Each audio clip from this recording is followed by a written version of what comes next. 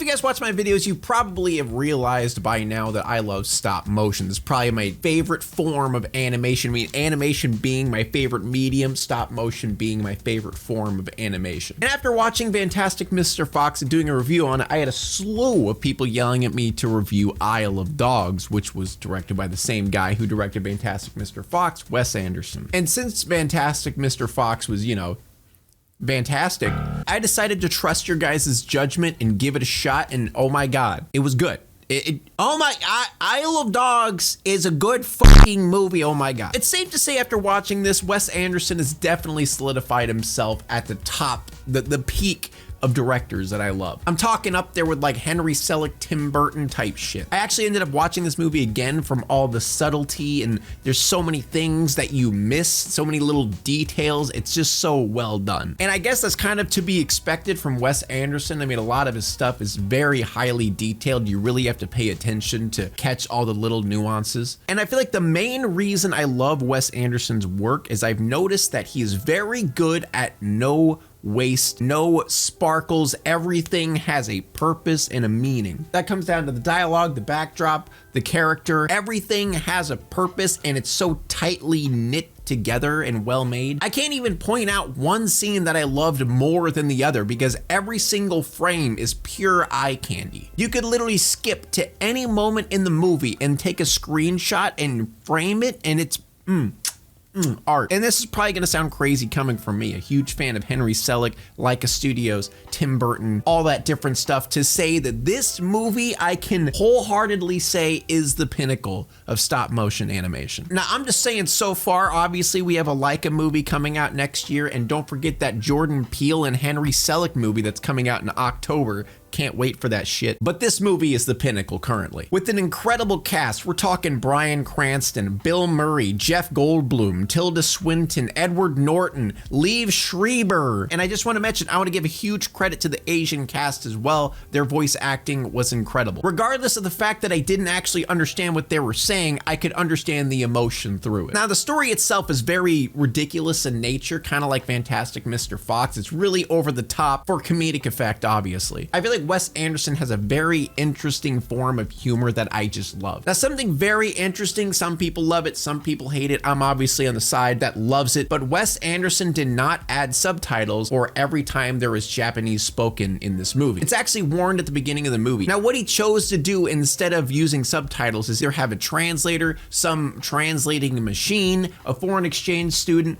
or you just kind of left in the dark and you have to kind of pick up the pieces from the visual cues, which I think is so goddamn cool, because every time something is translated, it has meaning, it has purpose. It makes sense within the scene why it's translated. And I'm gonna be honest, I've been trying to find a movie for a long time that does something similar to this, because I complain all the time of the lazy writing where every different ethnic person always ends up talking English some way or another. I feel like it's less immersive when a movie has every single type of character, when someone who obviously wouldn't speak English just speaks English because it's lazy writing and easier to do. But Wes Anderson delivered, holy shit. And honestly, I feel like a lot of people should learn from this example. You don't necessarily need subtitles, and this is proof that there are many different creative ways to translate different languages rather than just putting text on a screen. And even the scenes where there's zero translation, I still completely understood what was going on because of all the visual cues. And honestly, I feel like that's kind of what he wanted. On the scenes where you don't understand, he forces you to use your eyeballs a little bit more and really pay attention to the details in the scene and try to pick up the visual language rather than the spoken language. I don't know of any other movie that has done this well. I mean, there's probably movies who have done this, but in this way, I don't know. If there's a movie that does this that I'm not aware of, please let me know in the comments below, because I love this. I love this. There are a lot of times in this movie where it's translated through a news screen and speeches by like political figures that are translated through the television. And I like that because it really feels like I'm a spectator in this situation. Like, for example, I'd be an American person watching the news unfold of something that was happening overseas. It's a pretty cool way to do it. And I'm not going to try to get all social commentary. Oh, this means this means this, because personally, I don't really think Wes Anderson tries to do symbolic political messages behind all of this stuff in this movie. I really feel like it's just a caricature of what politics are like. But it also shows the power of media and how things are portrayed to people who actually don't know what's going on, and, you know, mistranslations and all that different stuff. And I also would just like to mention, this is definitely not a movie for children for many reasons. They do not shy away from death in this movie. I mean, to be fair, there is only one death in this movie, but it teases the idea of death throughout the entire movie, where you really feel like someone could die at any moment. And most of all, this movie shows how good dogs are. I mean, I guess you could really call this a artistic version of Cats vs. Dogs. Now, the cats don't necessarily do anything. They kind of just exist, and the people there just kind of love cats and end up hating dogs because of a lie that they made. There's basically a person in power who loves cats, hates dogs, wants to get rid of the dogs. Basic situation. But we will get more into the story once I talk a little bit about the visuals really quick. You know, let's just take a few screenshots out of this movie and just pop them up really quick. Let me show you. This movie is beautiful. Every backdrop is so complex, and sometimes they're only used for like one scene. Everything has that Wes Anderson vibe to it because I feel like his style forms around one focal point and you get sucked in by the huge backdrop behind it. The colors literally just massage your eyes. And one of the most visually stunning moments in this movie, not exaggerating, is when they make sushi. Yes. Seriously, I could watch this scene for hours. It's so satisfying and fun to watch. And like I said before, everything has a purpose. There's no decoration, if that's what you want to call it. It's almost like a minimalistic style, but it really isn't minimalistic because there is a lot going on, but everything has a meaning to it. And also, there's so much Japanese culture in this movie. This does not shy away from being set in Japan. Everything in this is very well set in the Japanese culture. It takes place in a futuristic type city known as Megasaki, which I'm not really sure if that has a reference to Nagasaki or not, but there is absolutely zero Americanization of this movie, I guess you could call it. It's kind of like they took a lot of creativity from older Japanese films and brought it to life. So enough of me gushing about the damn visuals, let's move on. What is the story? What is the plot? I know, by the way, heavy spoilers. Obviously, I'm going through the entire movie. However, when I say the plot really feels like second in line when it comes to this movie. The plot is quite basic. It's pretty simple with a generic ending, but it's more about how the plot is laid out, how the dialogue is set, how the scenes are set up, how you need to pay attention to the details or you might miss something. Honestly, I feel like if you watch this whole video and then you watch the movie, you're not really gonna get spoiled for much because it's so visually enthralling. So the introduction, it starts out with the history of dog kind narrated by a dog named Jupiter. Basically how the story goes is dog kind were roaming free until a cat-loving Kobayashi dynasty declared war against dogs. This is what I was talking about with like the ridiculous nature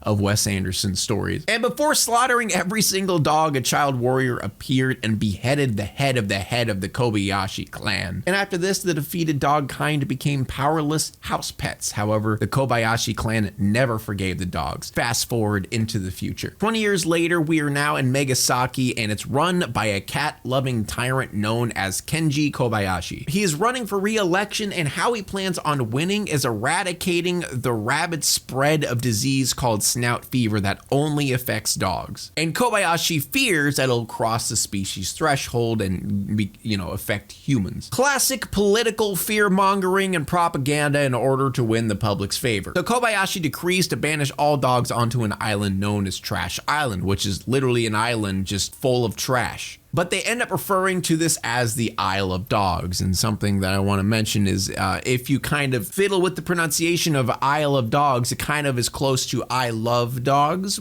I mean, it sounds like a nice little Wes Anderson little bit in there. But Kobayashi did this in order to quarantine the disease and eventually kill off the dog species. And as a dog lover, all my homies hate Kobayashi. The majority of the population agrees to the Isle of Dogs because they all think that, oh, this is a dangerous disease that's gonna affect us at some point. But there's a small portion of people who don't want the dogs to leave, and that is led by Professor Watanabe, a scientist who believes he's able to create a cure for this, and we should not jump to such drastic measures. But I wanna pause for a second and admire the different ways they translate this in one scene alone. Some people might say, no subtitles is going to be a bad decision, but the different ways they implement this is so good. It goes from narration on a screen translator in front of them, showing the English words, to a translator within the movie, translating for news outlets. Also, the back and forth perspective of showing the audience, you see them in their actual seats, and then you cut to the translator and there's a television behind her with a 2D animated version of the audience. Like, everything is just so well thought out. And as an introduction to his decree, he uses the Kobayashi household dog as his first dog to be deported in a way to Trash Island, or better known as the Isle of Dogs. And after this happens, we move to 6 months later and we can see the vast increase of dog cages on the island. And we get our first introduction to the brutal world of the Isle of Dogs. We see two groups of dogs fighting over some scraps with little comedic intro of them trying to decide whether or not it's worth fighting over. And I just want to mention Wes Anderson's fight scenes are always funny because it's just a scuffle. He's taking inspiration from older cartoons where they have like a cloud where they're fighting and it's just like a big mesh of body parts flying everywhere. And that's pretty much how every fight goes in the movie, and it's always hilarious. So we get an introduction to the main cast of the show. We have 5 dogs who are like the alpha dogs of the area. 4 of the dogs start reminiscing about how their previous life was great, and 1 even started considering suicide. I don't really know how Wes Anderson can make something like that so comedic, but how the dialogue was delivered, it makes me laugh every time. But we have Rex, King, Duke, Boss, and Chief. And Chief, as it so happens, is the only one out of the group that is a stray, but he is also the leader of the group because he is the toughest in a way. And their journey begins whenever they spot a young boy crash landing on Trash Island. They all refer to him as the little pilot because they can't understand him because he speaks Japanese and the dogs speak English. Okay, I know in the beginning of the movie I talked about how I don't like when they translate different language. It's a dog, okay? Shut up. That doesn't count.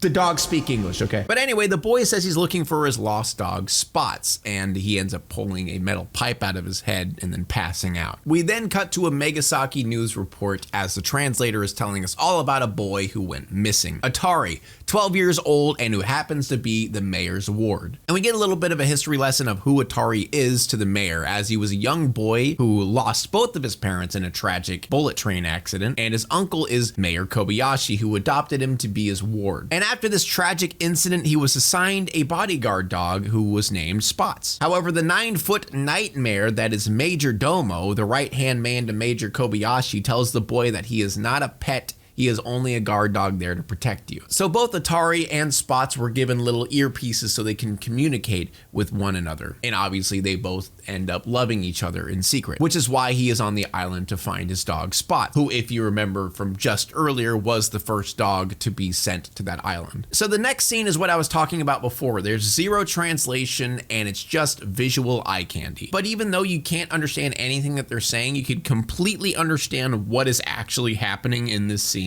because it's really just communicating through the visuals of this scene. We see them in the lab and they're messing with a bunch of different chemicals, a bunch of different machines, and at the end they do a little cheers. So basically, long story short, they found a cure, and it's just so cool. So now we cut back to the dogs and we find that Spots died of starvation in his cage. Holy shit. So this next sequence shows how Chief views himself as the lone wolf, or, you know, at least he puts up walls around people because he doesn't want anyone getting close to him being a stray. He really tries to keep up the facade of really tough dog who doesn't want anyone around him type deal. And they have a little like montage of shots where every scene that is shown, the 4 dogs are hanging out with Atari, and then the camera kind of pans over to see that Chief is by himself. But anyway, after a while, the dogs help Atari kind of fix his plane up and get back to working order. But as Atari was leaving, they discovered that it was not Spots, but a dog named Sport instead. The RT was smudged with stuff. But anyway, back to the professor. He ends up presenting his cure to the mayor, and obviously the mayor kind of just wipes his ass with it and then throws it in the fire, and then we get some nice Kobayashi buns. Damn! And now back to the island. Apparently Kobayashi sent a task force with a robotic dog in order to annihilate the dogs and save Atari from the dogs. But they were actually able to fight off this group, this task force, and this led the mayor to use this as ammo to fearmonger more people and say that his son was actually kidnapped by these dogs. So they all have a little conversation and agree, besides Chief, to go find Jupiter and the Oracle. Apparently they are the ones who've been there pretty long and are able to tell them where spots would be. And back at Megasaki, we meet the group of protesters against the Dog Island, Isle of Dog situation. And Tracy Walker, a foreign exchange student, believes that there's a conspiracy. She believes that Mayor Kobayashi created this dog flu in the first place to get rid of dogs and to boost his numbers in the polls. And honestly, I love this character. She's like the classic example of someone who believes in their cause and will do anything to push it. And she ends up turning into the leader of the group after they all kind of agree with her theory, and she plans on finding a way to prove it. So back on the island, they're on their journey to go find Jupiter and the Oracle, and we have a nice montage of incredible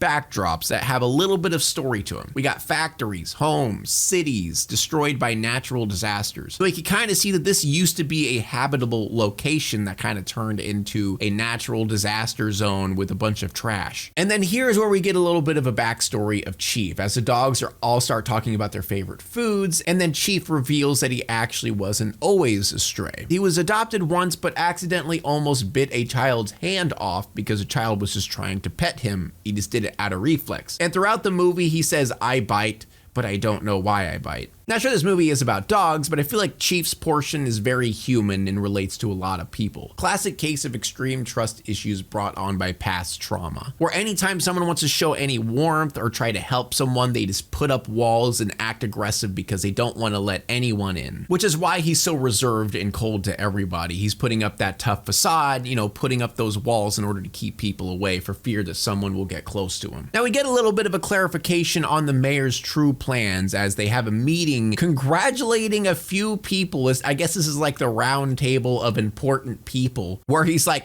"Good job creating the dog flu. Good job sending them to the island. Good job creating a robot dog in order to annihilate all of the other dogs. And also the Yakuza for eliminating pro-dog opposition with bribery, extortionism, intimidation, and violent force." Now that is a classic political campaign W right there, if you ask me. Now the Young Masters of Megasaki is that protest group that Tracy is the leader of, and they get their hands on Atari's black box. And if you guys don't know what a black box is, it's basically the box on a plane that carries all of the radio footage of the plane itself. Basically, anytime there's a wreck, the black box kind of records what happened. So now we meet Jupiter and the Oracle, who is called the Oracle because it's the only dog on the island that actually understands human television. And they tell him to go to the far portion of the island to find spots, and then comes the sushi scene. I'm never going to get over this scene. I've watched this scene multiple times and I can't get over it. And this scene, actually, I kind of missed it the first time. I pieced it together pretty quick, but I was too focused on the visuals that I missed the little text that was in there. Because actually, this scene was her creating the sushi that she was going to poison in order to poison Professor Watanabe. And so, yeah, the professor ends up tasting the poisoned wasabi and dies. And this was all under the command of that 9-foot demon. God. Guy's terrifying. And this is the portion of the movie where Chief gets separated from the group along with Atari, while the 4 dogs get sent through a crushing, compacting, and incineration machine. I honestly thought that they just died. Like, it was like one of those situations where it's just like, poof, they're side characters, they're gone. And I feel like that's a pretty good example of how throughout the movie you feel like death just happens. You feel it's so imminent in every scene. Even though it really only happens once throughout the movie, you feel like it can just happen at any moment. So this is where Chief's walls start breaking down when he starts to get a little bit closer to Atari. Atari even gets Chief to go fetch a stick and also gives him a bath. And this is where we find out that Chief isn't actually a black dog. He's actually white with black spots. Similar to that of Atari's dog, Spots, which is who they're going to find. The only thing that differs from them is he has a dark nose and Spots has a pink nose. And gradually you start seeing that Chief really wants to protect the boy over time. And something else I want to mention that I love about Wes Anderson is how he portrays romance scenes. He does not do all the sappy,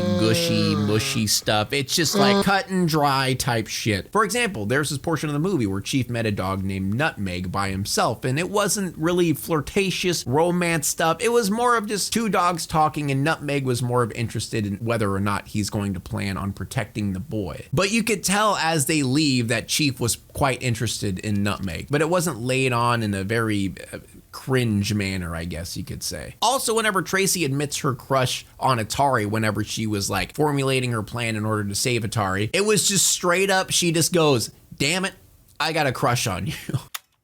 Damn it. I've got a crush on you. There's no long form dialogue, no like internal dilemma. It's just flat out, shit. Anyway, moving on. Chief, Atari, and the other 4 dogs who miraculously made it out alive get surrounded by a group of people meant to kill them. They formed a lot larger of a task force in order to save Atari. Save Atari. However, Atari starts getting a signal on his earpiece he received to contact Spots, and off in the distance, they do see Spots. And this is where we get the backstory of what happened to him when he arrived on the island. He was stuck in the cage for a long time until a group of dogs, who were referred to as the cannibal dogs, took him to the far part of the island, which, like I say many times, if you pick up on the visual cues, is actually a factory with a bunch of dog cages. And it was revealed that technically these dogs did cannibalize their leader, but it was out of pure desperation. And even the new leader of the pack started crying when he was talking about it. And if you look at every dog there, you see that they are suffering from some different type of ailment. And it's not from the island itself. They actually have like mechanical pieces on them and stuff. Some don't have limbs, others just look sick and almost like they've been experimented on, wink wink. Fast forward to them being attacked, Spots comes out and actually protects all of them with his military grade teeth and was able to destroy the bots and escape. And on the way to the facility, it was revealed that Spots is actually Chief's long lost brother. You're from Central Megasaki. You're a short-haired oceanic speckle-ear sporthound mix. You were born in a storm sewer on Bamboo Shoot Holiday 6 years ago today. Do you know me? Apparently, Chief was left as a stray due to being the runt of the litter. Some heavy shit real fast. Also back at Megasaki, it was confirmed by Major Domo that Atari was killed by the dogs, pushing the even further propaganda of the hate for all dog kind. And back in the island, Spots explains to all of them that this facility was created to experiment on dogs in order to create a specific flu. I wonder what kind of flu. They also discover that Kobayashi has plans to literally murder the rest of the dogs with the wasabi poison they used to murder Professor Watanabe. So the dogs come up with a plan to build rafts and go back to Megasaki and stop it from happening. And Tracy still continues her quest to expose the mayor, as well as confronting the assistant to the professor who was assassinated, who everyone believes he just died of strange causes. And she even gets her hand on the last vial of the cure of snout fever with a little bit of coaxing. So Tracy and her group of protesters get on stage while the mayor is doing his mayoral political speech, and they try to expose Kobayashi. And after they say everything they did, no one believes them. Tracy even ends up losing her citizenship and is going to be sent back to Ohio. Yeah.